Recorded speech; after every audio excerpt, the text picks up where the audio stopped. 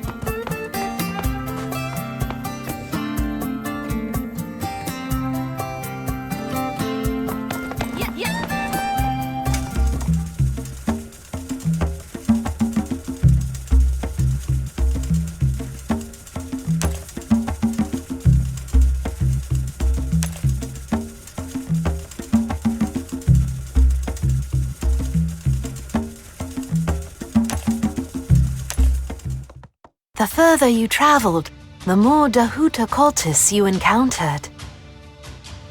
She was the goddess of the sea and the goddess of change. Though what her cultists were hoping to change was unclear. Perhaps they wanted to overturn the cult of Nui that had dominated since the exodus from Auroria. Or perhaps they wanted something more insidious. You'd heard bards sing of Dahuta's vast underwater palace and troves of male slaves. Supposedly, she'd use magic to make their faces all identical. As far as Aurangzeb's memories had told you, his godchild had held no particular love for the sea. It seemed entirely by chance that she had inherited her specific powers. Similarly, perhaps Jean had become the god of destruction only by chance. Aurangzeb had always suspected Jean's soul possessed a certain darkness.